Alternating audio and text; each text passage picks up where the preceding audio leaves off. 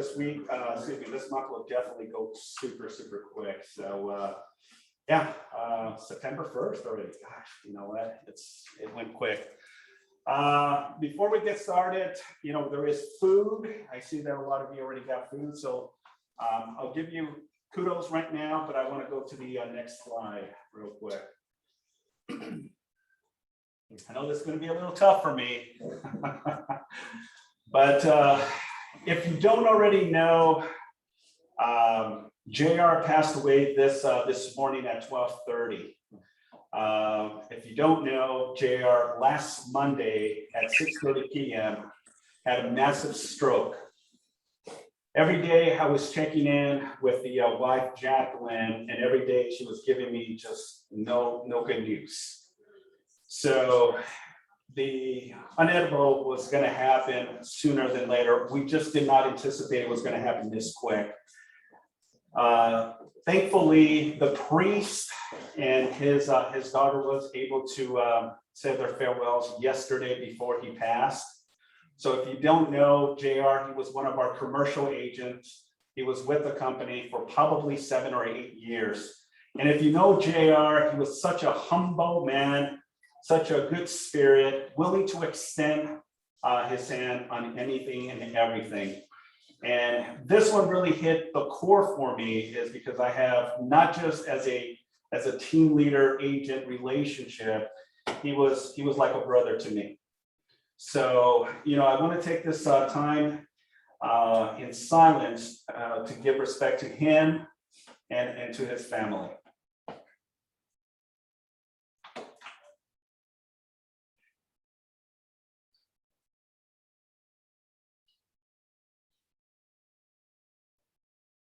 All right. God bless you, my friend. We all love you, and we will definitely see you. All right. Let's continue, shall we? All right. I want to thank Christy Buscemi. Thank you.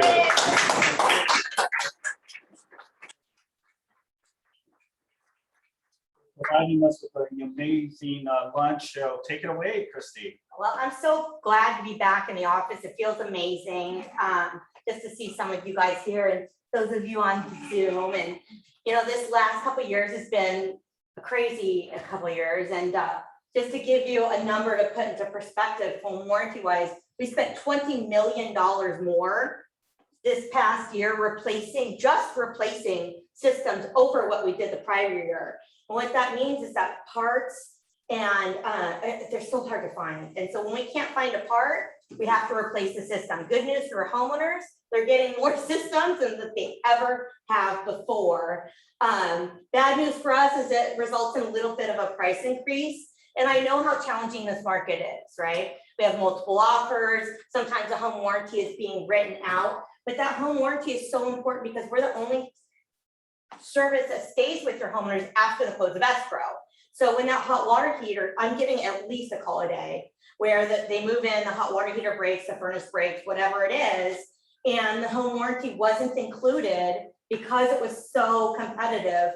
And they're looking at their agent to say, hey, where's my home warranty? Or are you going to take care of this? And we kind of view it as like, we as in the home warranty industry is like we wouldn't order car insurance after we've crashed our car, right? Once the system breaks, we can't put a home warranty on that after and cover that item, right? We have 30 days to add or change before a system fails. And because I was getting so many of those calls, I had a special PDF drawn up to where you can have your homeowner sign a document declining the home warranty. So the conversation would sound a little like, hey, the market was so competitive as we spoke.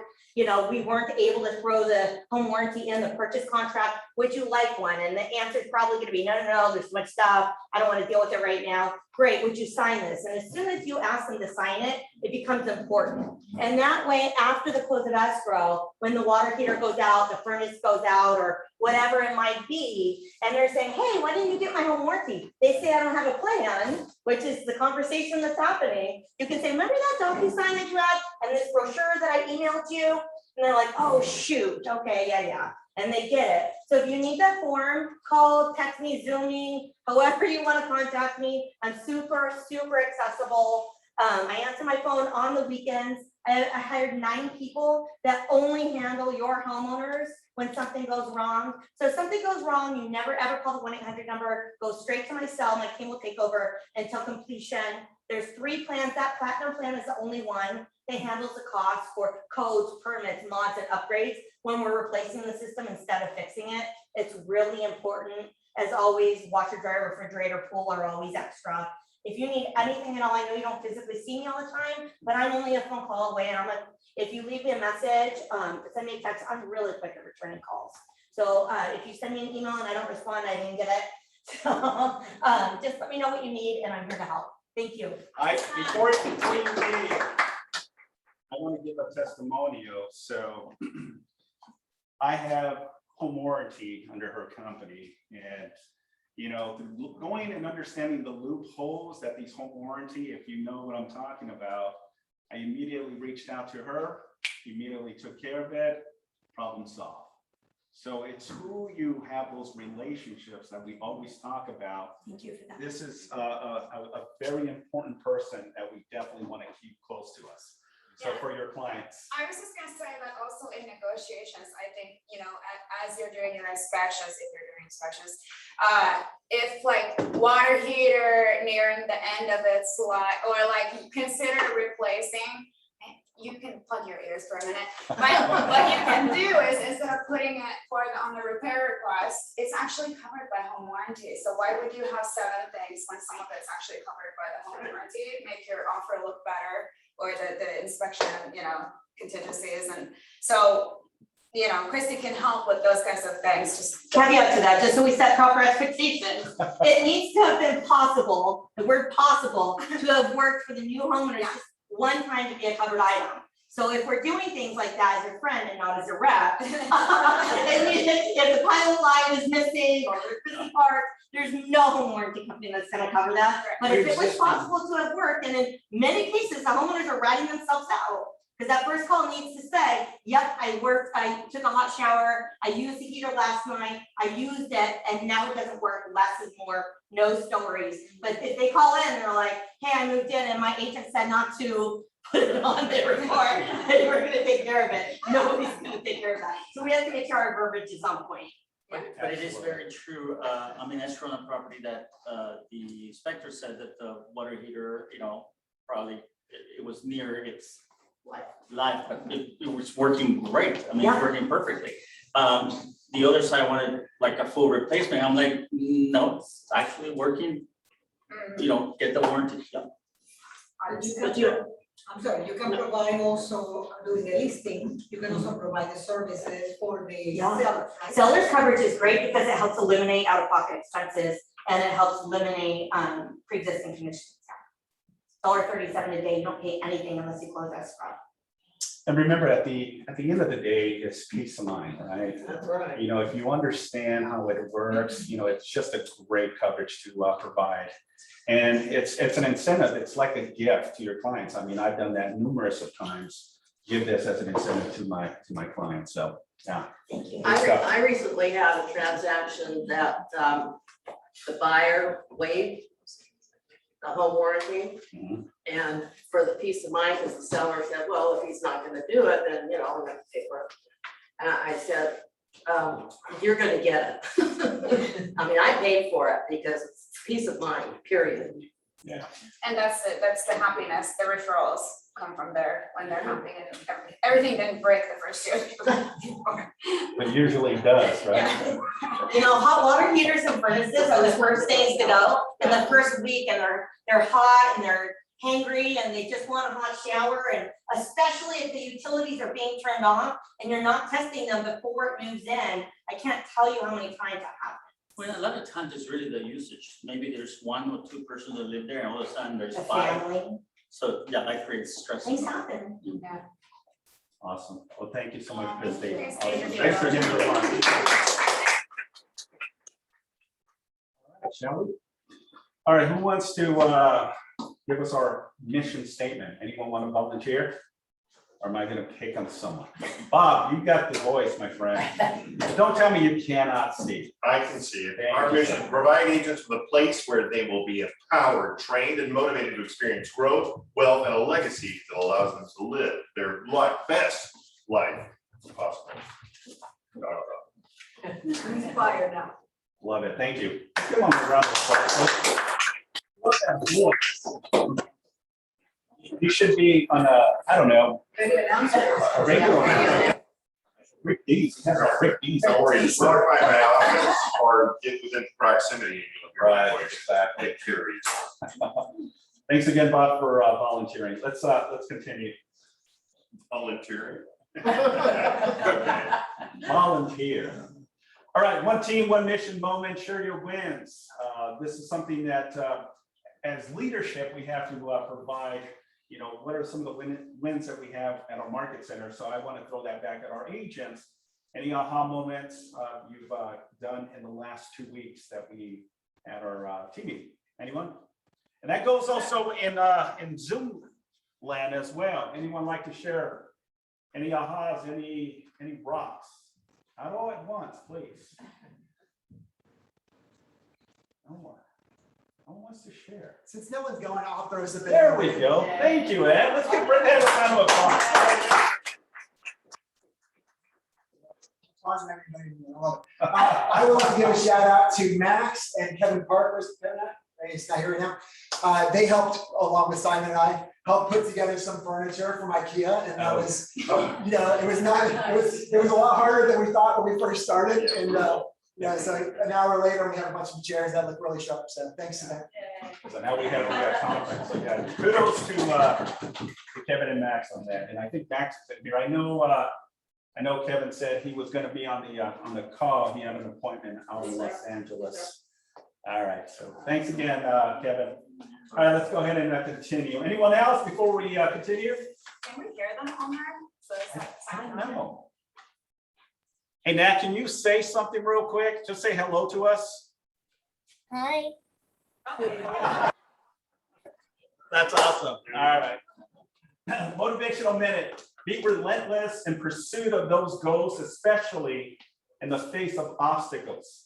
Along the way, make no excuses and place no blame. Okay, love that quote. So again, just to get that motivation, that momentum every single day. You know, we have a producer's mindset. We have all these different platforms, and it's just an avenue to get the day going. You know, the motivation to inspire and just kickstart each and every day. So having these motivational minutes and quotes definitely helps us. All right, let's go ahead and continue. I think Sylvia, you're next. Give us some updates. Awesome. Hi, everyone. So I wanted to do a quick recap for you guys. We were at Mega Camp last week, as you know. And so let's take a look at the market update. Typically, can I?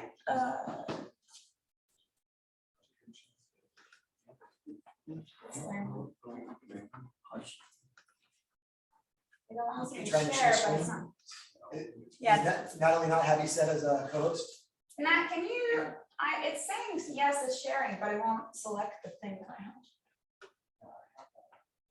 Did you click on the green thing at the bottom? Oh, here. Pass that. It doesn't have double click on. Okay, here we go. Hi, everyone. Okay, so let's take a look at this. So Gary Keller will do a market update every time we get together for family reunion or mega camp. And I have to say that man has not been wrong in like 20 years with his like predictions of what's going to happen with the market. And one of the things that he does so well with all of this is that he actually, it's not really a prediction, right? We're just taking data and interpreting it and taking a look at what's actually going on in the market. So this is, keep in mind when we're doing this so that you have something to tell your clients, you know, about what the current situation is. So this is not the full presentation. You can find the full presentation on KW Connect. But I want to go over the best slides that I thought were, you know, really good. And show you that. How do I Oh, here we go, sorry. All right, so this is the real estate industry, so just keep in mind, this is the United States altogether. I had started my slides, so COVID cases, so Gary starts the whole thing like this.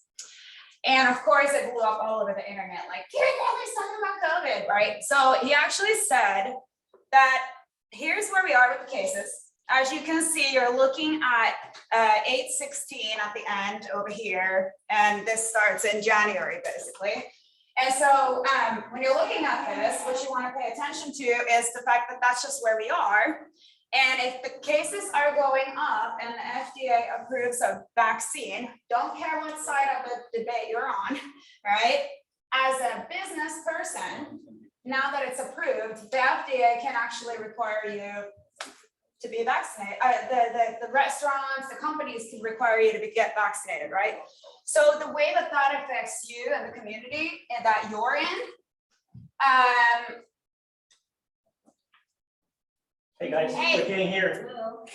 the way that that affects you and the community that you're in is because now you're gonna have shifting people, right? People are gonna be shifting jobs. And there's a lot of shifting in the industry is happening, not so much in terms of the unemployment, but everything else. So as a business, do you think the businesses are gonna wanna keep going the way that they've been going, or do they wanna get back to business? Well, they probably wanna get back to business. So now they can mandate if you're gonna take this vaccine or not. It's gonna affect our whole economy, right? So that's just something that we wanna be aware of. Now, home price annually, if you look at this graph, so what you see is the yellow line is the 4%, and I'm sorry, the rolling average, right? Long-term average of 4% in terms of the inflation, annual inflation, right? This is the home prices. What you would look at here is take a look at 2000 and, for instance, 2 to 2008. How many years did we have above the 4%? 6. Yeah. 6. Roughly 6. What about right now? How many years have we had above? 1-ish. So if your buyer is going, hey, you know what, I think I want to wait because I think next year. Yeah, no, I'm sorry, it's not going down next year. It's just not. You potentially have another, I'm not saying 4 or 5 years, but you potentially, if you're just interpreting data, the pricing isn't going to drop tomorrow or the next year in a few months, right? It's just not going to happen. So if someone's waiting because they're waiting to buy next year because it's going to cool down, I would think about that again. And again, these slides are here to connect. You can take this, put it in your listing presentation, and the proof is in a pudding, right? So that's number 1. Now, if we keep going, so here's your inventory. So January of 2012, 6 months, roughly a balanced market. You could argue that either way. Remember, this is nationwide, so it's not micro markets. So if you have 6 months of inventory up here, and now we're still, that last one was from June, you're looking at 2.6, right? Huh? 2.6, sorry. Yeah, so, you know, we're still very much in a seller's market. So even if the inventory did go up, I mean, you're not in a balanced market, you just aren't. Okay. South Bay is really a 1.5. Right, yeah. Totally, way different. We're our own animal here. All right, so here's your new listing. So what you want to see here is that the pink line is 2020, right? That's April, right, where this thing dips, right? And then the blue line is an average from 2015 to 2019. This is the annual year. So you got January through December, right? So as a norm, right, people list their homes in the spring. That's totally normal. That's what we know that happens. And so yellow line is this year. That's why it's not done yet. So are we going to have more homes coming on the market or less homes? Okay, and the buyer wants to wait. Why? Right? You guys get it? It's going to go down. I don't care if you listed more homes than ever. This is the rolling average, and you're just interpreting data. We don't have a crystal ball, but still, come on, right? Okay, so then mortgage rates. So Gary said at the end of 2022, we're predicted to be at about 3.75. I don't, Chris will give us a moment on that in a minute, but what do you think? What do you think? I don't think they'll get up to 3.75, but they're gonna be in the threes. Threes, for sure. Absolutely. Okay, so yeah, so and again, it's nationwide, like I don't, you know, it depends what goes on with all the shifting of the businesses and employment and whatnot, right? But yeah, that's what you're looking at. So if mortgage rates are going up and not more inventory is coming on, your buyers better, like now is a good time to buy. It's a good time to buy, right? All right, so in terms of the economy, and this is important because it affects everything we do in real estate, right? Here's your gross domestic product. So as a general rule of thumb, the government as a whole looks at this, and we want to be below 2%. I mean, below 2%. Anything above 2%. In terms of gross domestic product is kind of their marker, right? So what the government does, they look at these numbers, they go, oh, okay, we're still at 6.5, we're good. The economy is not suffering. What you see, the pink here, is the first and the second quarter of 2022. That's where it really tanked, right? Our whole production of everything and people's money spending. But then you look at Q3, okay, Amazon, hello, right? And shopping online and gross domestic product went up and we are at 6.5%. We are not in trouble as an economy. We have a great economy in terms of that. So there's no reason, and again, Chris is gonna, I'm sure, correct me on this, but I'm just saying if they're coming up with lowering or hiring rates to drive the economy, I would say that based on this, they don't have to really do some drastic moves in the Fed in terms of the rates, right? Because look at our economy, it's good. It's good.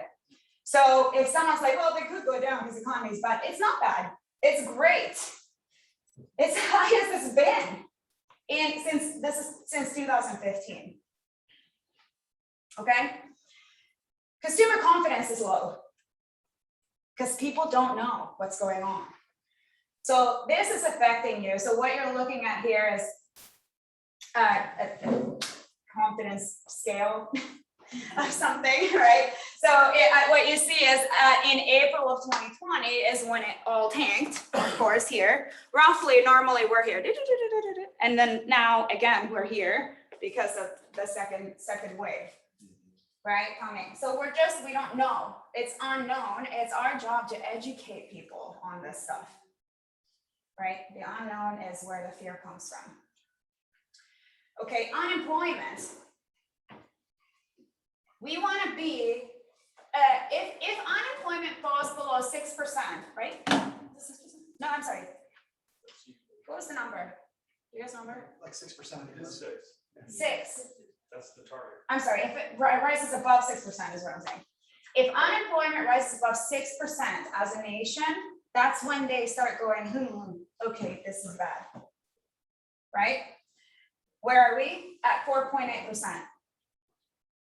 And you're gonna see that it's actually not because of coronavirus. I mean, it is, but it's not because people are not going back to work and they want to just collect unemployment. Right? We're at 4.8%, government's going, oh yeah, we're good. We don't have an unemployment issue. It's not an issue until it's above 6%. Okay, here's the comparison. So you're looking at top line is COVID and the bottom line is the Great Recession, not the Depression. I was like, we can't have data on the Depression. But that's what I read first. There's a recession, which is 2008, right? Yeah. So here we are with these, and our unemployment is better right now than that. Look at that, right? So we're actually okay on the employment side too. And then here's the job openings. So I want somebody to tell me what's happening here. Yellow is unemployment rate. Purple is job openings in millions. What's going on here? Does anybody know? Lots of jobs. Lots of jobs. People don't want to work anymore. That too, but unemployment is low. Yeah. We're almost, if you look at this, right, prior to the peak, the COVID peak, the yellow line, we were at 4% unemployment. And now we're at 5.9, which is still below on this one here. Because this only goes till, I think, June, so it's a little different than what was above, right? So, but what's actually happening is that when COVID happened, not only did people shift, but a ton of new jobs were created. A ton of them. That's what your blue lines are right there. Job openings. So, because unemployment can't be low and if this was the same amount that was there before, you would have a scale that's matching up, right? In unemployment and in job openings. So if everyone, right, or you would see a little bit of a difference there. But we're almost back in the same range as unemployment. If it was still at 14.8, then you would be, okay, we have 10 million jobs that need fulfilling because everyone's not going back to work. But it's not. We are almost back down to pre-COVID in terms of unemployment. It's just that there's a shift, right? There's new jobs, new ways of doing business, new adaptations of like restructuring of almost every industry, right? Sonia, do we know if that 5.9 or that number for unemployment, is that based on the percentage of people that are getting unemployment claims, or do we know where they get that data from? Because to the point that, well, people don't want to work, well, okay, if 5.9 are collecting unemployment, then yeah, that's not really the case. So Bob, that's for people who are getting unemployment, so it's the claims. Okay, so that's the claims. Yeah. So there could be Claims. people that don't want to Yeah, work it's that aren't actually- getting unemployment. Right, it's Okay. actually higher because the pandemic relief, that portion doesn't get put in there. there. It's So they're Ah. a little bit higher actually. Yeah, Got it, Yeah. okay. But Mike, But not dramatically higher. it's probably gonna sink too, because it's all ending soon. Yes. So that number is skewed a little bit, will sink a lot less than that. So Gotcha. Thank you. yeah. And so just trend wise, like if you're looking at this and with a client or whatever, like this is, we're almost back down to where we were, regardless it was being measured the same other than the relief, right? But prior to pandemic, but you have a ton of new jobs, right? So there's a shift happening, obviously, in that whole thing. Okay, this one was really good, right? So new construction. So we have low inventory. And look at the last 13 years. You wonder why we have no inventory. It's not like people are moving less right now than before. So this is single family home starts, right? So we already know that there's a shift happening, and especially with this is nationwide, but California, right? We know that more wealthier people are moving in and less wealthy people are moving out because of affordability. We just know that, right? And so if you have that, and then you have this dip over here. Like, I don't know if you guys remember, but in 2008, any new buildings that were built, they sat there empty. They could not be sold, right? In fact, eventually they started converting them to apartments because they needed to get some money back from what they just spent, all the construction companies. So with California, the building permits and all of that takes already a very long time. And even if they're fixing up that system, as it looks like here, that they're slowly going, okay, we gotta keep building. So you have that, right? They're having to adjust and build more and more. But then you also have this thing of like, they couldn't recover their money. Like, how do you start building, right? When your buildings are sitting up there empty and so forth, so forth. So Gary was talking about this being the lost decade of new construction, basically. So I thought that was really good to see. So it's not just that people aren't selling, it's like we just don't have enough because nothing was built in all those years, right? I mean, not nothing, but definitely a different number. And to keep up with the population. So that's. Yeah. And population is what Rosie said, yeah, just to repeat for everyone here. So, all right, so we've got that. And then new construction, so very exciting. You guys know we have a luxury division, we have a commercial division. They announced 2 new divisions at this mega camp as well. One of them being a new build division. And you can take a course on this. You got to get the certification. It's $199, 2-day course online. And once you get certified for that, they actually give you a toolbox that has everything in it that you can take directly to builders that you would not normally have, right? Like such as you have a regular listing presentation, but you have no idea what to do with a builder, for instance. They will give you a toolbox of all those things you need to go to them and prove to them that you know what to do. Super cool stuff. And the other division we came out with is sports and entertainment. I am so excited. Did you guys know that Keller Williams agents help more celebrities and professional sports players than any other company out there? And now we can actually say, hey, I'm in that division. This is our thing. This is what we do. Same thing, you get a toolbox for it. We'll give you lots of data on that stuff later, but anybody interested in getting into those kinds of divisions, let us know. Super excited. So anyway, I just want to mention that with the new construction. Okay, and then just real quick, a couple more things. Affordability, this is just good to see. So if you look back in 1976, affordability, the household income pretty much matched the home price. Not a whole lot to see here other than household income is way lower than home price right now. Like the difference is just a huge difference on this scale. All right, the relationship, that's what we're trying to show here. And more lastly on this mortgage, right? So forbearance, the number of loans in forbearance has fallen by more than 50% from its peak in June of 2020, meaning people are getting back on track, right? And so what they're saying is that there's roughly 1.6 million homes in forbearance. Why do you need to know this? Well, because your buyer's going, well, things are going to start, going to auction or REO or whatever, like foreclosure. So I want to wait because, that's just how it's going to go. Obviously, people are in forbearance. Well, if you took the 1.6 million homes, right, the entire set of homes in forbearance would equate to less than 2 months of inventory at the current sales pace. Let's get them on the market, man. Let's go get them. Let's do this, right? Oh my God, it's still only 2 months, right? So you're not gonna have this overwhelming thing of, forbearance. It's just not gonna happen. And then you combine that with sales price, obviously, totally, yeah, different. Okay. I'm just double checking here. If I was saying anything. This may create some, sorry, I messed up. Yep. Okay, and then I just wanted to recap with this. So the race is real.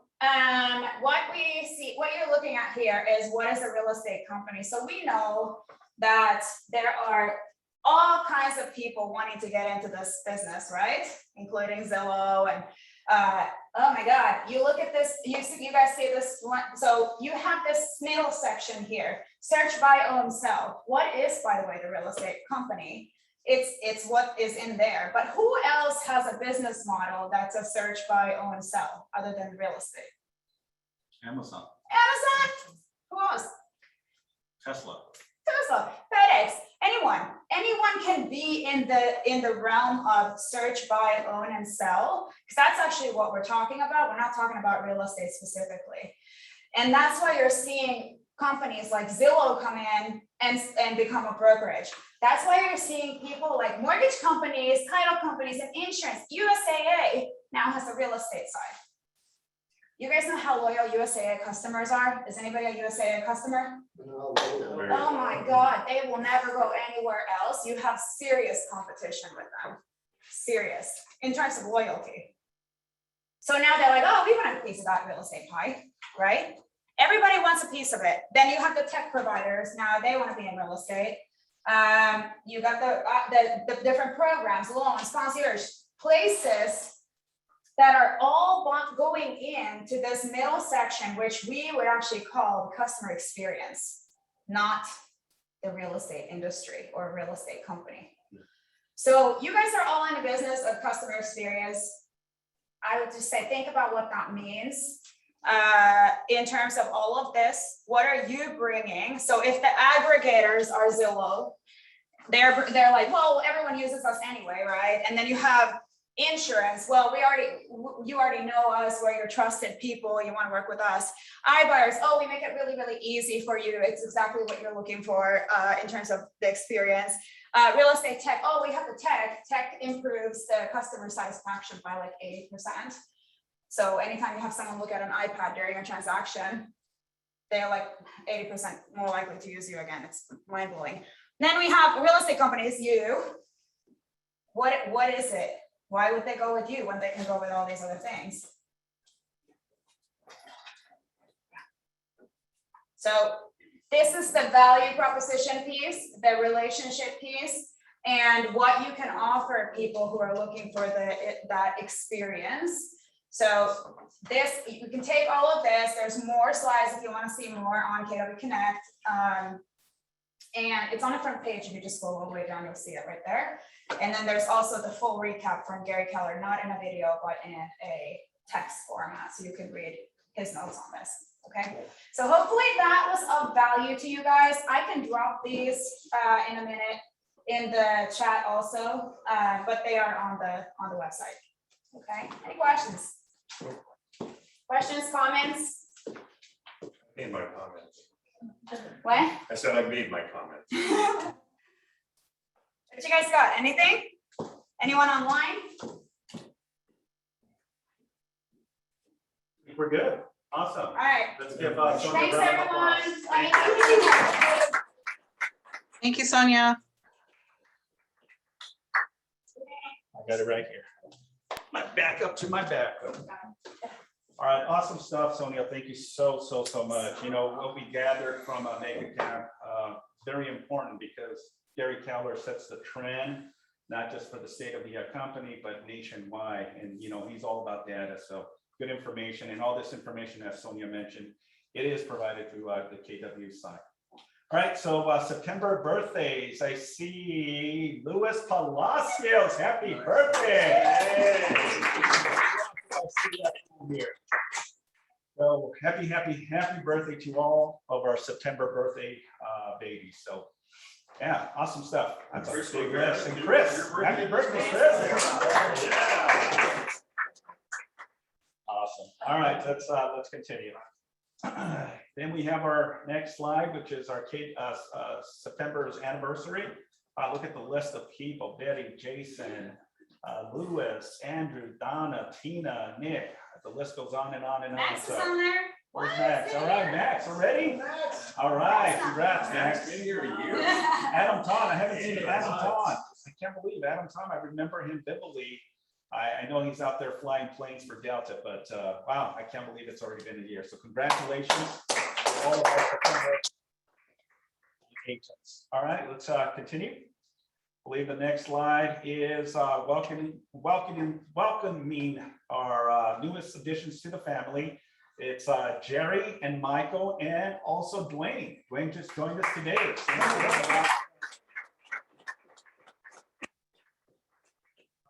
Dwayne is actually going to be part of a team. He's going to be joining Ron Riggs and his team. So we're looking forward, and we're so grateful to be in business with you. All right, awesome. Let's continue. I think the next is the calendar, as many of you know. Oh, you were going to share something out. Yeah, so working on wealth, here, quick, fill in the blank. It's not how much money you make, it's how much you blank. Net profit. It's not embezzle, it's keep. That's right, it's keep. It's how much money you keep, not how much money you embezzle. So, you know, most of our classes at KW are all about making more money, selling more houses, all that good stuff. Naturally, it makes a lot of sense. Working on wealth, we study, it's an investor group, and we're talking about what do you do with that money once you make it? How do you take your $100,000 income, your $200,000 income, and grow that exponentially over time to have $1 million worth of wealth and all that kind of stuff? We're gonna cover real estate investing. We're going through the MREI, Millionaire Real Estate Investor Blue Book right now. Love it. But we're gonna cover other things as well. Ben Kinney's Win May Give. There's a couple other books we'll probably touch on, but really it's more like a study group, not like a book study. It's interactive, and Thursdays at 3 o'clock. Hope all you guys can be there and you guys as well. All are welcome. See y'all. Awesome. Thanks, Ed. Next, on our next sales meeting, I'm gonna have a panelist of people that went to Mega Camp, and they're gonna provide us with their aha moments. So that'll be on our next meeting, which is in 2 weeks. All right, so looking forward to that. And Ed and Sonia will be part of that as well, and myself, giving some aha moments. All right, next slide, please. But that says bowl panel. Was that bowl? Oh, Right? oh, bowl panel. Well, it was really mega camp, so. I bypassed what it, I just knew it was a mega camp. All So. blends it. Thanks. Bowl mega camp. Awesome. Let's continue. As a reminder, we have our KW family get together Saturday, September 11th from 2 to 6. The location is there. We're going to have context, food, games. We're also going to have a jump house as well, and that's for the kids, folks, not for the adults. Ping pong table, pool, and jacuzzi as well. So make sure to join us on September 11th. All right, let's continue with our slide. And our training calendar for the week, again, as most of you know, we send daily reminders of our calendar. Please take full advantage of everything that we have. We already have September's calendar as we speak. So please take a full look into the September calendar. All right, let's continue. This September, the second week, and let's continue. All right, I'd like to introduce you to the AvFund group. I've known Raul for quite some time now, and he was gracious enough to come in and talk to our group. He does provide a lot of value and hard money lending, you know, the importance of flip projects. So without further ado, Fernando, let's give him a round of applause. So you might have to come around here. And I think she's going to have your presentation up real quick. There we go. Good afternoon, everybody. Thank you, Simon. We have been friends. Don't hold it against me. But you know, we actually have some established on that. It really gives me a pleasure to be here, not just because I'm here to share with you some tools that we have in financing, but the reality is that there's some big differences that we can make with the funding that we have, other than just your normal fix and flip funding, but actually some very crucial programs that we've expanded to some of the issues we've had with investors that have done fix and flip funding. They want to hold on to the properties, how do we refinance these things? And so we're really, truly excited and blessed, because what I want to share with you today is not just something you may or may not have heard before, but something truly, truly available to have under your tools so that you can establish more wealth for yourself and for your clients and for anyone else you interact with this business. So I'm really thankful, Simon, to be here. And I truly say that because, I just, if you don't mind me saying, I truly feel blessed that we have these new tools to share, and I'm excited about that. Even my face doesn't look excited. But let's see if we can work on these slides. So a little background. Let's see if I got this right. She, yeah, she's doing it for you. Yeah. Oh, good. Okay, so a little background. Now I'm going to share with you my age. I've been in this about 38 years as an investor. And I've been involved with everything from fire damage, foreclosures, probates, gang houses, abandoned projects. I did a lot of these in downtown LA, South LA, East LA, Watts, and of course I've done other areas.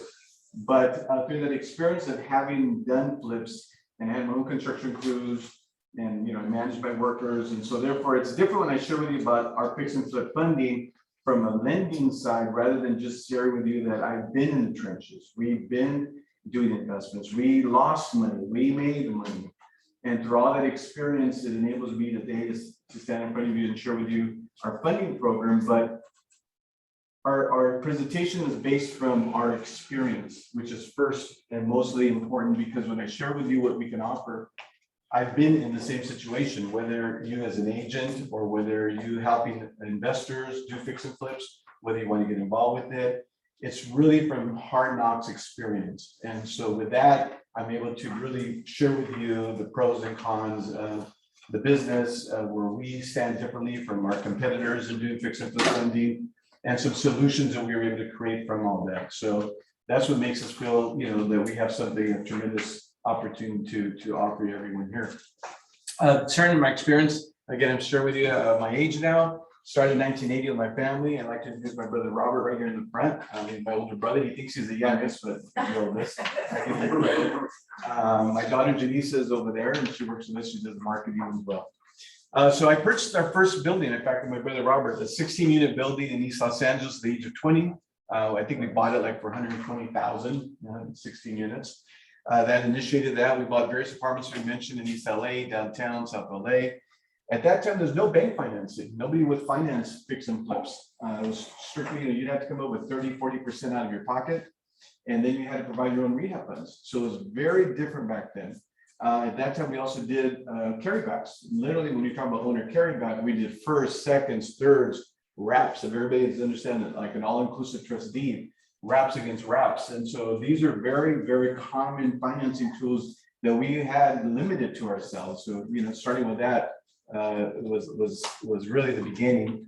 As we mentioned, we did foreclosures, probates, gang houses, abandoned projects. And we say, why gang houses? But I was gonna say, what is a gang house? Since we did a lot in City Ballet, okay, literally, I want to see him tap dance his way out of that. and I enjoy gang houses. Pardon me, I was a former police reserve officer, so I used to go with my dad over there in City Ballet, get in these buildings. We make sure we get there early in the morning, because most of the drug addicts or gang houses, they were like, right, you were the sheriff. They'd be asleep in the morning, so we get out there. Anyhow, so we related, the police department, but I started working with the mayors and the council members of the City Ballet. So there was more abundance when we talk about gang houses or gang house, and abandoned projects, or you see houses more blighted, you see them boarded up, HUD properties. So it was just more of a common inventory back then than it is where you find even kind of now or in other areas. So, and in that aspect, a lot of times, the properties were like, now we know that, you may have squatters, right? And squatters, just professional squatters, really, right? Blue collar squatters, rather than at that time, we're literally talking about, underprivileged, individuals that were doing that. And a lot of times they did more damage to them because we started rehabbing, they tear out the copper plumbing, and for $20 they'd recycle it versus, I would rather give them $20 in 6-pack and leave my building alone. Anyhow, so that, and then I also want to mention we did fire damage and move-ons. Move-ons literally like from West LA, and this was back in the 80s. We moved on, we jacked up, instead of demolishing the properties, we jacked up the houses in West LA, moved several of them to East Los Angeles, and literally then on vacant land, prepared a foundation, and then literally in the street, like 2–3 in the morning on tires, we lifted them up and moved them and set them down, and then we finished the rehab and we raised up the electrical lines, and so it was really interesting to do that. It's not cost effective now to do that, but so You would think, right? yeah, you would think. So that just gives you a background of what we've been involved with. Is she moving that or? Just say next slide. Next slide, please. Right. I had to give her a big tip. Okay, so what is hard money? Again, now going back to hard money, in those days were 10–15 points, right? About interest rate. Interest rates were 12–15–18%. We're talking about points, 10–15 points. This is common. So that's when we talk about hard money. That is the definition of hard money. Not today when we'll talk about what our rates are. That's soft money. But everybody in this industry knows, it's hard money. So we have to look at that. So in hard money, we talk about short term, what's secured. Projects are funded by individual investors, hedge funds, capital investors. The bank turn downs is always because of either credit scores, tax returns, and certain underwriting criteria. All hard money loans are basically lent on the asset of the property, and not on your good looks. It's just the asset of the property, a certain ratio that everybody goes through, and that's even becoming more and more competitive.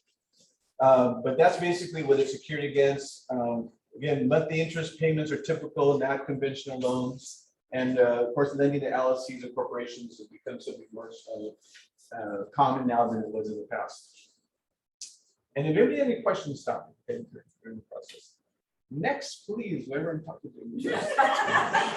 Okay, so at that time I mentioned 35% down was typical down payment. The credit report was very minimal to determine, what the interest rates would be. The exit strategy was, repaying the loan, typically 12, 24 months. And the type of collateral was the actual property itself. And of course, any private lender is going to be prepared to default in case, you don't pay in whatever sources. But nowadays, there's a lot of resources, even if you're in bankruptcy, even if you're in foreclosure, property values, of course, are higher right now. So the lenders, realize that you'll be able to develop a strategy most of the time to get out of the loan, the bridge loan or whatever it may be. We call them emergency loans, Band-Aid loans, whatever it is. So there's a lot more solutions now to exit someone who may be in a hard loan. Okay. Residential, that you're talking about? Yes, residential, primarily residential. Natalie. It's her name, Natalie. Oh, Natalie. No, I'm sorry. Natalie. That's Rosie. Help Natalie. Next, Natalie. She's asleep. Okay, here we go. Key importance to our whole programs, no matter what I say, and I'm sure, and we're different. We're not here to compete against Bank of America or mortgage companies. We're strictly detached from that arena of lending. Okay, keep in mind, we're going to offer and discuss is fix and flip loans, some private money loans, some we're going to call community loans, exit. This is strictly a different niche than it comes to any of your normal lending products. And so we're not here to compete against that because I do a lot of business and I get referrals from mortgage companies and other lenders, and we're not here to compete against them. We offer something completely different. Now, in the rehab arena, the major issue and the most positive solution we have is the appraisal. So those that do fix and flips, those who help with investors, the whole. You got to speak up a little bit. We're having people on. Oh, not sorry about me. So. Okay, good. I'm sorry. So sorry. Okay. So talking about fix and flips, the key component is the appraisal. And why is this key? As we know, in the normal mortgage lending, you have, because of the fall that occurred, you have to separate the loan officer from what? The borrower, from the loan officer, the appraisal, because that way you eliminate fraud, right? That's what all happened, this crash, and that you're going to influence the appraiser to bring values that, that perhaps will escalate it. In the arena of fix and flip, it's not mandated that we have to use an AMC to do appraisals, but a lot of our competitors do use that or use their own appraiser where they'll control the values of the as-is and ARVs. We don't. We have our own appraiser who is not manipulated, but is experienced to know how to develop an ARV value, how to determine the rehab that you're going to put into a fix and flip and realize what is it going to be worth. All of you as agents know, and you have experience, you're going to buy this price, you should do this kind of rehab. You know that ARV is going to be X price. You don't have the experience, and everybody has the comparables and resources for that. And the appraiser does too. But because of the unspoken rules, lenders that do fix and flip like ourselves are going to diminish that ARV value. They're going to tell their appraiser, cut it down by 5%. Reduce the rehab budget that you want to propose to a certain amount. Why? Because they want you to have more skin in the deal. So they're not going to tell you that, but you're going to be frustrated to know that that ARV should be 800,000. They're saying it's only worth 750. Again, we've been borrowers. So we know the experiences of what other investors are going through. And we've chosen to eliminate that by being fully transparent and have an appraiser that we use for the last 15 years that is going to be transparent. You can know who he is. You can, I always tell you, bribe him, take him to lunch, dinner, give him alcohol. Whatever you need to do, it's not going to make a difference. But the reality is you're going to develop a relationship with him so that the next deal you may have or your client may have, you're going to meet him again. Full transparency. And he has the experience to know, do you want to give him the comparables that this property is gonna be worth? He goes, sure. And he's not going to diminish it because I tell him or anybody else. So that's the advantage of making our product really work. If I stand in front of you and say, we're gonna deliver at these ratios and these numbers, you're gonna realize that we're truthful and we are gonna fund what we say we do. It's not about giving a nice little presentation and then later on you have a deal and find out, hey, Simon, that guy Ron that you referred to come down to us, you know, that appraisal was cut, the rehab budget was cut, they didn't perform. That's not gonna happen with us. And I say that not only because we're experienced investors, but because we're transparent. And we're gonna do something differently than what our competitors do, so we make a difference. And that's what we're excited to be able to say, we will transform your wealth, we will transform your clients and transform your experience to be able to know that you can rely on the sources to make this happen, because there's a lot of competition, right? We all know that. And we wanna make sure that we can make a difference to help you get the funding you need or your investors and so forth. So spoke about AvFund appraiser, he reports the ARV at full value. The appraiser has extensive research, you know, regarding zoning. Another area a lot of is the ADU, right? We know the new law that came in, the ADU, auxiliary dwelling unit, which is a great law that the state level implemented. A lot of the cities were rejecting doing that ADU permission, and so a lot of the state legislatures started putting pressure on the city managers and saying, look, this is a state mandate. You cannot resist. You cannot start blocking the use of ADUs for the purpose, right, of having additional rental income, which is true, and in-law units, as we call them, guest law units. And many times we all know people converted garages anyway, right? So it did exist, but not on a legal basis because of the zoning. R1, you can only put a house. Now you can put an ADU, and in fact, I forgot when it was, the law actually has a secondary ADU. So not only one ADU, you can actually do two. And so the question is, how does an appraiser who's going to do fix and flip appraise a property that's really a single family with what, 1 or 2 guest units? How are we going to appraise that when it's Rome is built like 3 units, but it's not legally 3 units because the zoning is not 3 units? And that again is a primary area where our appraiser knows how to extract that information to give you that ARV on its primary or secondary, you know, ADU to bring that value up, so that then it can be resold, or the family wants to, or investor keep it, hold it, and rent it. So that again is crucial that our appraiser knows how to get those values. So again, we're here to make every deal work. If anybody been really see Almani, this is kind of an unusual situation. We actually had a client who had it's like a 2-bedroom house, like 1,600 square feet, and we converted that into a 4-bedroom. There was a 2-car garage in the middle, made that into an ADU, and it was actually a barn, believe it or not, a barn in the rear. And we converted that barn into a 1-bedroom, 1-bath unit. So that's how creative out of the box, you know, we can get. And so our appraiser, you know, I don't know, whatever appraised it for, I think they sold it for even like $50,000 higher. But that's the out of the box thinking that we have along with our appraiser to make almost every deal work possibly and to get that ARV. So we funded him the entire rehab for the house, the conversion of the garage, and then the barn into another. I think we funded close to like $200,000 in that.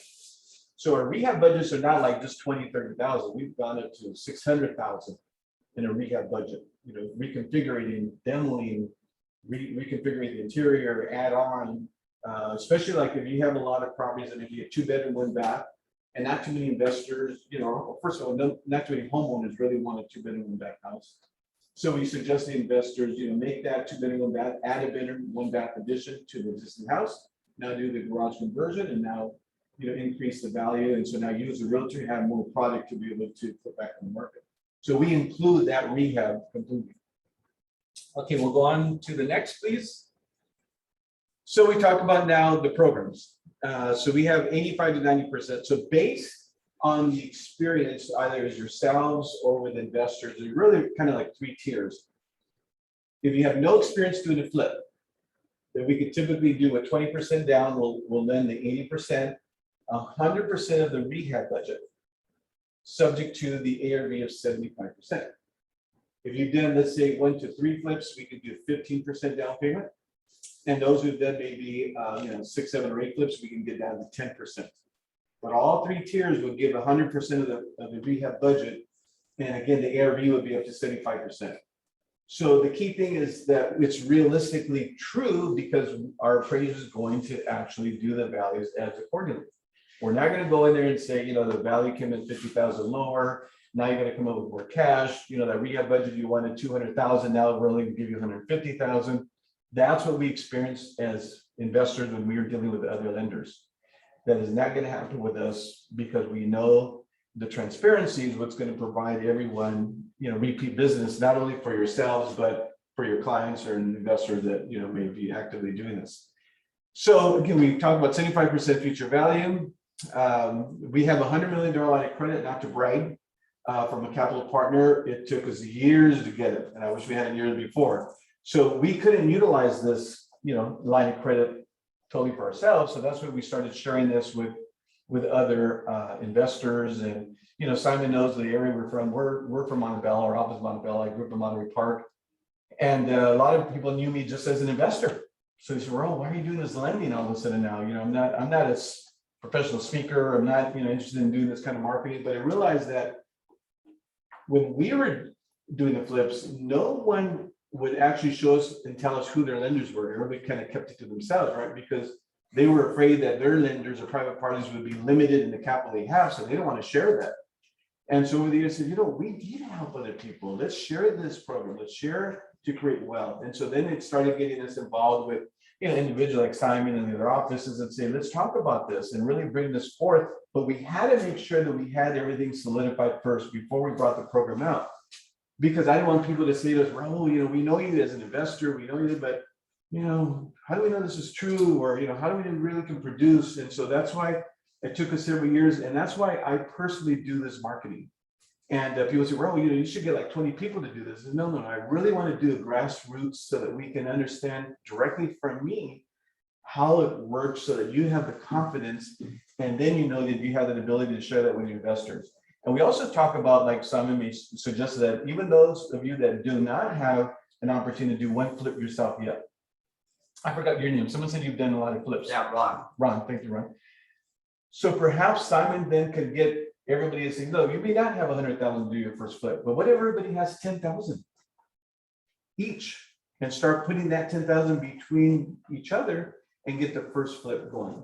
It's going to take more work for us to do the paperwork, but at least you get started, because as agents, you help people own homes, you help investors get properties, you resell it, but how many of you do it for yourself?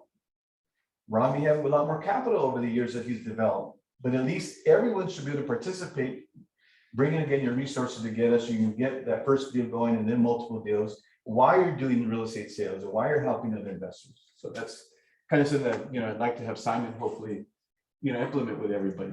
Okay, and then who wants to go? And so we get, pass the paper around. I got 5, 10, 20. And who knows, maybe the broker who owns this office, can also put a little bit of money, right? And wouldn't you as agents stay here longer with Simon and that, that broker owner, if you have more vested into your own, future projects? It makes sense. So continuing on, we talked about the 3 different areas. 1 to 4 units is in this particular product. We could do other types of things in apartments, commercial, I'll get into that. Typically it's $2.5 million. We do nationwide, but the reality is that, our backyard is here in Southern California. And my appraiser is able to do here locally, but we can do the same program across the country. So I heard you say, so this says minimal track record, 3 flips.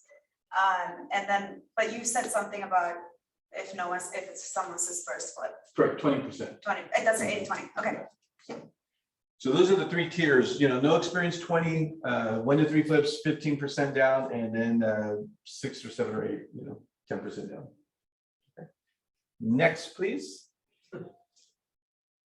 Okay, now we're gonna get into another program. Does anybody have any questions on fix and flip? Okay. Well, one real quick, what's your rate and your fees? Ron, for you, it's double. Simon warned me about you.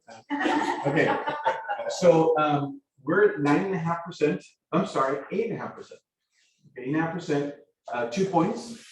And again, depending on the volume of business, of course, we would reduce that depending on how much business you give us. I had somebody say, oh, I'm gonna give you 20 deals and, you know, give me the best rate term, and they never produce anything. But that's what the terms are. If you had anything better that you could prove to me that I have an existing lender, this is what he's doing for me, you show me that statements, I can say, okay, let me see what I can do to match it with that. And is it like a 3-month, 6-month loan? And you 12 compound months. it? So it's 12 months interest only. There's no prepayment penalty. So the length of it, you know, you start in a month, you're only paying 30 days interest. The important thing is on the rehab budget, you don't pay interest on it until you draw on it. So it's not like you're being charged interest on the full amount of rent. So It's almost like a credit card, yeah. And so it's your own appraiser Mhm. that you'll send out there, Yes. obviously. It's And you'll meet him. be a little Yeah. tough, but do you have your own escrow too? So that No, it'll we cut don't, down? because you know what happens, anyone's buying a fixer or, you know, the seller's gonna choose their escrow company. So you're gonna end up using whoever that, you know, whoever they use, title or escrow. All you do is you want the deal, so you're not gonna, you can try as an agent, you may be wearing kind of two hats and convince someone to use your escrow and your title, but So the last question is turnaround. typically 2 weeks. Because of demand, sometimes it's 3 weeks, but the reality is that if we ask you to give us all your documents in advance, so if you were to tell us, okay, here's my track record, here's the projects I've done, here's my entity documents, everything's in place, very simple, we give you a proof of funds letter that you can go out and use to make offers. If you have all that up front and someone says, I need to close, you know, but I haven't seen anybody that can close. You may write an offer that I'll close in 5 days. In fact, many times you used to say, I'll pay all cash, right? Because you may compete against other investors, say, I'll pay all cash. And as a seller, the agent gonna say, I'm gonna take that deal quicker than Ron who says I need 2 weeks to close it? Or are we really kind of playing with words? We say, I can close it in 10 days, but escrows and titles and the way it is right now, no one's closing it that quickly, typically. I'll make a statement after you're done, Okay, 30 seconds. sure. Any other questions? Raul, this is Joanna. I'm actually online. I had a quick question to ask you in regards to, because you, in one of the earlier slides, you said seller financing.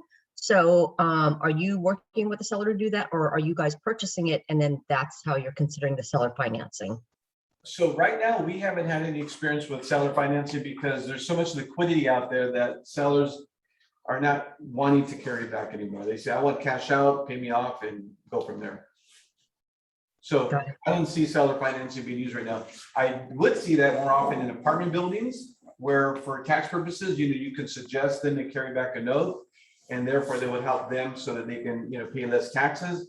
But in most 1 in 4 units right now, nobody wants to carry more. They just want to get their money and run. Got it. Thank you. Thank you, John. Okay, anybody have questions of fix and flips? So a major problem, not only for ourselves, but other investors, we'll talk first about investors who want to flip and then they decide they want to hold. And then whether it's a house or units, and we'll just talk about this in the 1 in 4 area. The difficulty is getting financing for the purposes of refinancing, because if you have an LLC, first of all, we have to lend to an LLC in order to, you know, create that fix and flip loan. Having said that, if you have an LLC, how are you going to refinance? You'd have to then take it out of your name, switch it to your individual name, go to a bank and see who will refinance that property. And this is over the years and years, and oh, how do we do this? How can we do that? Because, you know, Fannie Mae or those agency products, you have to have all your tax returns. And every investor is going to put every property they own, report it, all the rental income they have in those units. So I don't want to make an assumption, but I would just say 60–70% investors would not qualify to go get an agency loan. So again, we talk about being blessed. We just, and I think, do we talk about this already?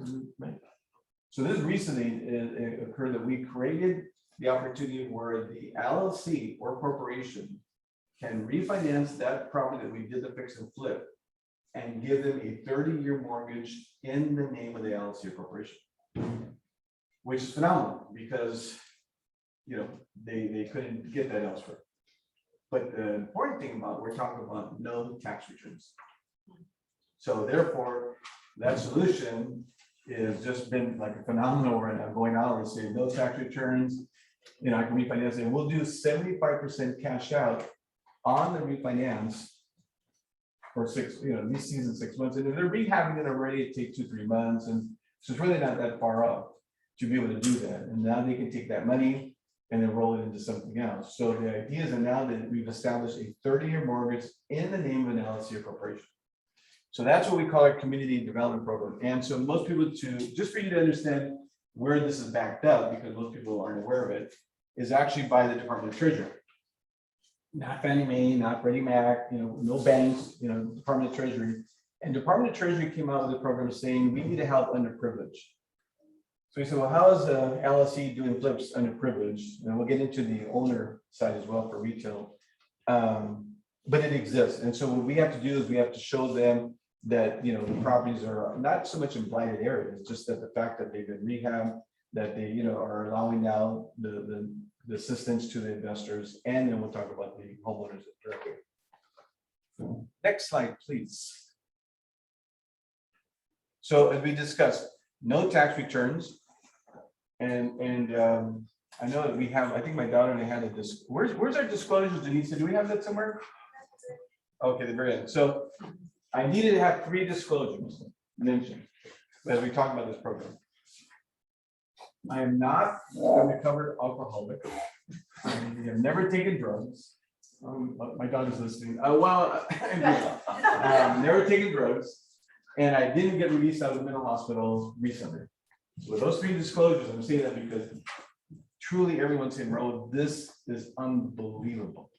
It's hard to believe. I've got people say this is life-changing as an agent for our clients, investors. So truly, and we have that experience of this is seriously an unbelievable product that's going to be explaining to you both as investors how we created ourselves for that solution, and then goes into your retail homeowners. So we talk about no tax returns. And of course, everybody that doesn't file tax returns is going to report everything. And that's the catch-22, right? Because you may have business owners who make whatever, $2 million a year gross. And of course, their accountant is going to put expenditures of everything where they're going to net 50,000. So now what happens? You can't get them a house, or they can't qualify for refinancing their investment properties. That's the key issue. No employment. Literally, like we know those days before with subprime, right? The gardener would be making $10,000 a month, and then they have first and seconds, and then there's even those who resuscitated people in the cemetery and make sure they can breathe and give them a loan. When we hear stated income and all those things, this isn't even a stated income. This is where everyone's familiar with a loan application, right? You're literally only going to fill out the first page: name, social security, date of birth, that information. They're going to sign it. Basically, without Yeah, employment. Right? absolutely. Yeah. So, and this is not even, we're going to give bank statements. We know this program is about 12 months bank statements and, find out what revenue. Literally, we're talking about, you're going to give us one bank statement with one page, the first page. So when people hear this, we're okay now, this is, something unheard of. So yes, no tax returns, no employment, the first page included, and 1 month bank statement. Okay. But next one, so DSCR, we can go with no ratio. That just means on the rental income where you figure out a ratio of the income and the expenses. PITI, 30-year fully amortized, and we can even do 10 years interest only.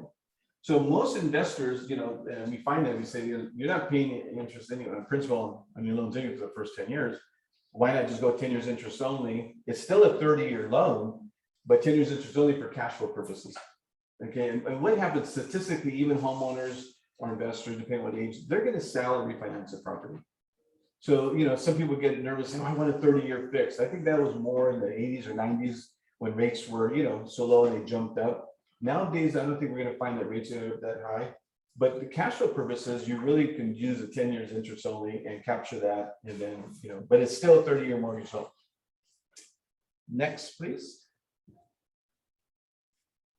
So people can believe in this program, 0.25% can go up to Hispanic, African buyers, special census tracts to show the Department of Treasury that they're actually serving underprivileged. So actually, 0.25% rate can be discounted in that program. Okay, so as we discussed, we call it the Community Investor Program. This is not an agency loan, like we said, Freddie or Fannie Mae. There is a certain FICO score, and on your flyers, on the first page, you're going to see that to the left, there's it talks about the investors, minimum FICO score 680. In the middle, we're going to talk about the homeowners directly, and then we talk about reserves. There is prepayment penalty on the investor side, like for 2 or 3 years, it could be bought out. But typically, once an investor, rehabs a property and he puts it for rental purposes, he's not gonna refinance. And you can go, 3, 2, 1, and just retain the property for rental income and just have a 30-year mortgage. Okay, next. Raul, just sorry, Joanna, again, quick question on the prepayment penalty. There's a period of time, but what's the cost on it? The first year, well, I don't have the exact cost.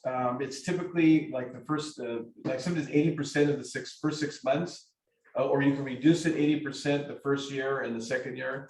So depending on the size of the loan, we can determine how much it would cost in terms of either doing one of two things, either cost to fee like an origination, or lower the interest rate or raise the interest rate. Thank you. Thank you. So now we're going to get into so out of the investor dilemma, this same opportunity now can switch into the homeowner. So if you as realtors have homeowners that want to buy a house, the individual actually, I think in the middle there, it shows that they can actually buy up to $3 million home. Now we kind of use this funny example that a daughter could be working at McDonald's, dad can have the 20% gift for the down payment, and literally have her qualify for a $2 or $3 million home at 80%. Again, the 1003 application just shows the name and address, phone number, social security. It's minimum 640 FICO score. And the dad can put up 20% down payment and she can have a home, $3 million. Even she will be able to pay the monthly payment? Well, that's up to her, right? I mean, right, yeah, I mean, obviously, when you can afford, she may only be afford 500 or 800, whatever it may be, but the fact is the program would permit her, if she defaults, it's another issue, but who would want to default if the dad's putting up 20%? So if she's buying a $2 million home and he's putting 400,000, I'm sure he's going to have some issues. But that's just an example, of a gift, situation. But typically, like I say, 20% down. And a lot of people nowadays do have 20% down. Again, we're not competing with FHA, or we're not competing with the 10% down payment. This is for a lot of people who may have, the 20% down payment. They don't qualify, right, because of the income, whether it's two spouses, one has a, W-2s, the other one gets paid cash, the other one has a business, and they can't qualify. So now we have a solution, for a mortgage, 30-year mortgage, because the only other choices was a hard money loan. Even with 20% down. So for somebody that have clients that they usually don't declare their Right. income in their tax return. Right. So we have sometimes hard time for them to qualify, so. That's the problem. It happens all the time. So there's no tax returns being presented to her. So however it is, we know a lot of them can afford to make a payment, or even those who have tax returns, right? We know, okay, the bank says, okay, they can only qualify for $600,000. And maybe you have a house that they can afford 800,000. They can make the payment, not a problem. They just can't document it. And then what are you gonna do? Values are, they insist on living in a certain area that prices are above the amount they qualify for. This is the program that now enables them, because you can buy up to 900,000 if you wanted to. And the interest rate on this one, how much? So I'll give you the example. Naturally, there's going to be a higher interest rate, right? But even when we're used to hard money, we think, okay, people say, oh, probably 8 or 9%. But keep in mind, this is a 30-year mortgage. So I'm just going to say the range would be from 4.5 to 5.5, depending on the FICO score, depending on the program you want to use. Very simple, but I haven't found anyone who's complaining, because here's the majority of it. People are not declaring their income, they're not paying 1%. So they may be saving hundreds of thousands of dollars on not paying 1%. So yeah, the rates right now may be what, 2 3/4. I just say 3%. So what are we in? 1.5% to, no one's going to complain. We're still spoiled at 4.5. But for those that's going to get a mortgage and buy a home, people will do anything to buy a home that have cash.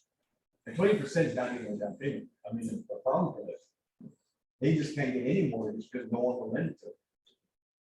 So that's the answer to that. So we talked about, and this includes 1 to 4 units, okay? And they're not penalized because it's 4 units, so we kind of just 1 to 4 units. Adjustments. This is not like an FHA where you have all these different adjustments, right? There are a few adjustments depending on your score, but naturally the minimum is 640. But if you had a 720, 730, it's gonna be a little better. That's what determines that rate range.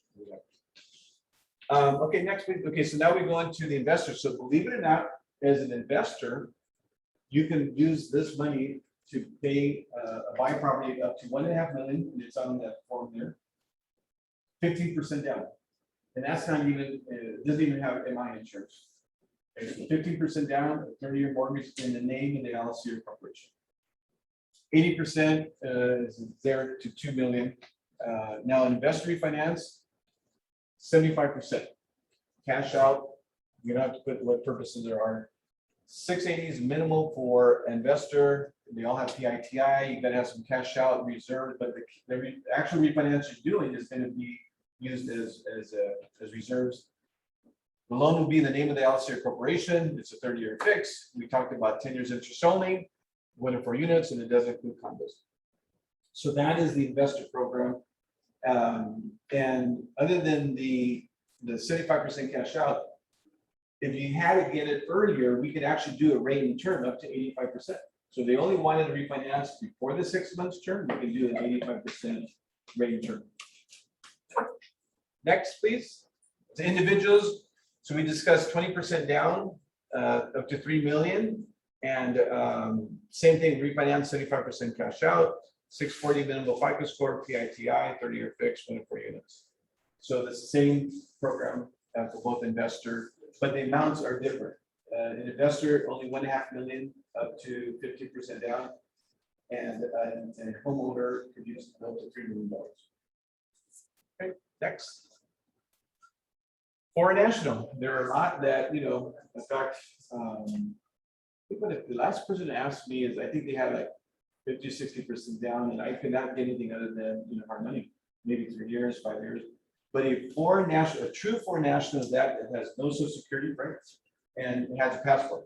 I mean, they're truly, you know, from another country. We can do 30% down payments and give them a 70% first trustee 30-year loan. Phenomenal. Obviously, there's no FICO score, 70% to 1.5. So that's what we're talking about, 70%, 30% down, and then you can increase 65% or 60% to 2.5 million. Of course, there's no cash out available to them or rate of term. So this is huge. There's a lot of investors that, you know, from other countries that want to buy, you know, properties here, and they could travel back and forth. But I've never found a program that they can do a 30-year mortgage loan, you know, with foreign national. So again, another unbelievable product, but it does exist. Next, please. Work visa. So someone that actually does have a permit that is attached, we actually need to see a copy of that where they work with it. We can give a mortgage for 80%, 30, again, but they have to have a visa attached to a work permit. 645. That's different than I-10s, because some people say an I-10, right? Because the visa is attached a little differently. I don't know why it makes such a big difference. Yes. Yes. Right.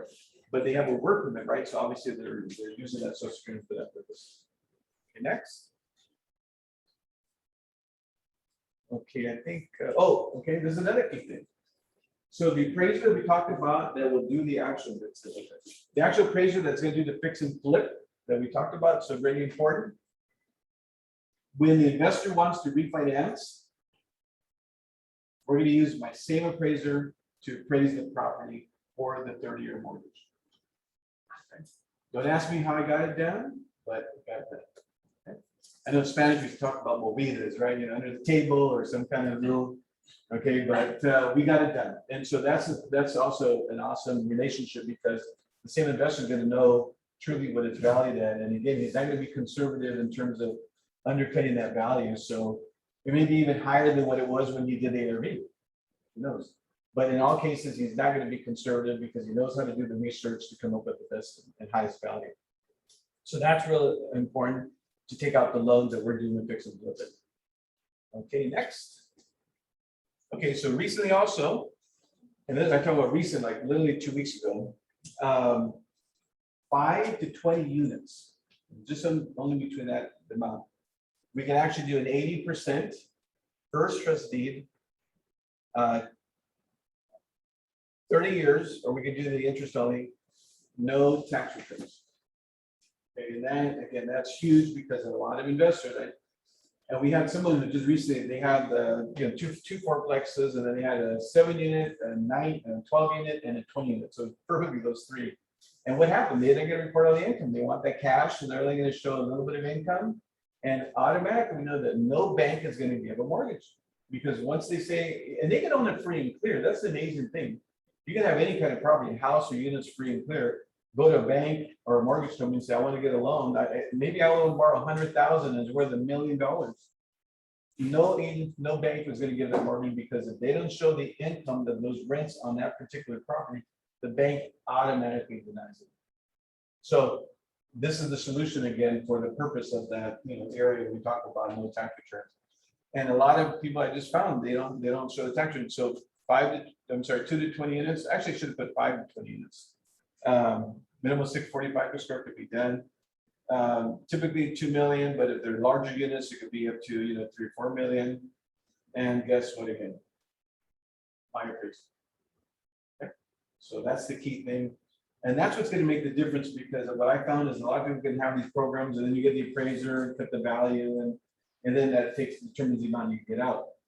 One of the exciting things about this on the retail side is, let's say you have an owner who has a property, let's say free and clear or was very little, and you know that that person would love to buy more properties, and you would love to sell 2, 3 units, but they're retired, they have Social Security, they don't report their income.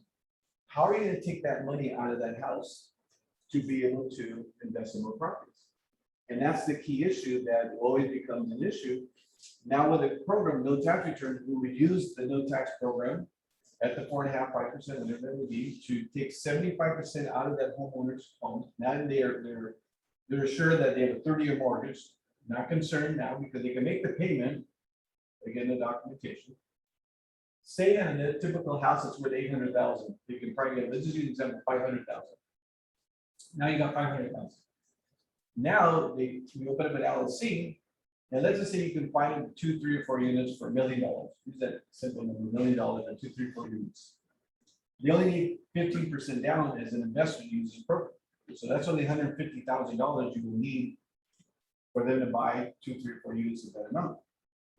And you just now got $500,000 out of the property. So now you can go sell 3 properties at $1 million each, and use the program that we took to get the money out, and use now the same program to acquire the properties with no tax returns. Now there's a solution for you to multiply all those homeowners that would love to do investments, and now have a solution to get that cash out.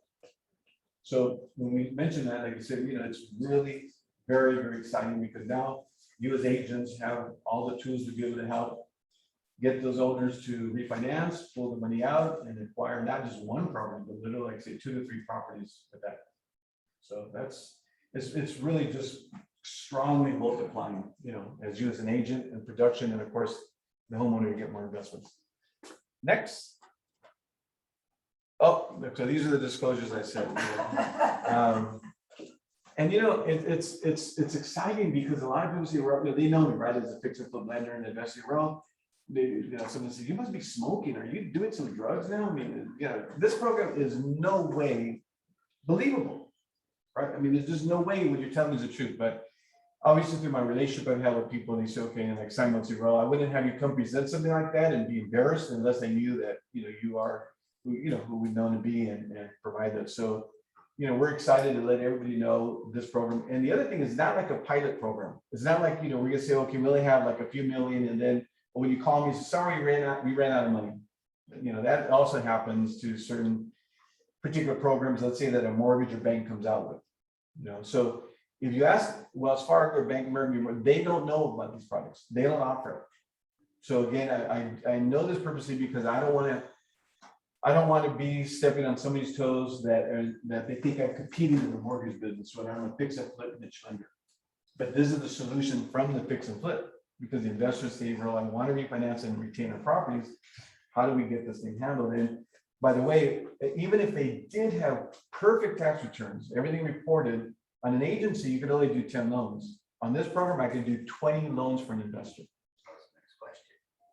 I knew that Ron had put that there. So that's obviously, and again, tax returns, you know, who's gonna report on that? So now we have the solution. So now investors like Ron can say, okay, now I know with this program, I'll do my fix and flip, refinance it, take the money out, move on. I don't have to show tax returns. I mean, you know, it's like turbocharged. There's no one that has an excuse as an investor and a homeowner. So now, you know, out of the solutions for that, you know, we're just excited that everybody can help the homeowners take the cash out, buy more investments, or the very first property at 20% down. And not have to be concerned that, you know, the value's gone so up in Torrance that, you know, anything has to be in 800 and my client only qualifies for 600. Are they gonna complain about the interest rate? You tell them. They rather own a home. And I don't think, you know, 4 to 5% or whatever is not that much compared to, you know, hard money loan that's only again, you know, 2-3 years at 9 or 10%. So, okay, let's see it. Is there anything else? Nope. Okay, the AvFund group. Anybody wants to know the AvFund group? The AvFund name came from what? Avila, Avila. So we got creative there. Again, we're in the city of Montebello. We're here to help educate you in any way possible to learn. So if you have any questions, feel free to call us. There's no, you know, no question at all. We're here to, you know, establish that you understand these programs and you can use them over and over again to make a difference in your life and those that you work with. So thank you so much for allowing me to be here, Simon. Awesome.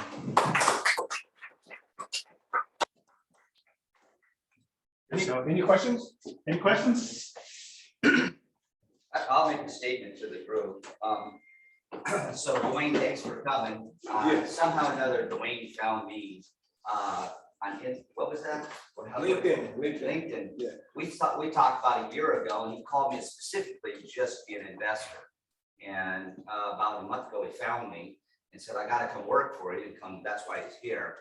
And so you were perfect timing for him. Awesome. But you know, Cecilia also works with me, and right before when the pandemic hit, I went out and got a property down in Gardena and got it for like $525. I was scared to death of work in it. I was going to go out and get funding from something like this, and we put it back up for sale, and I made $300,000 on it. So big mistake, but it happens in this business. And then we also ran into somebody down in Los Angeles when she was putting some signs out.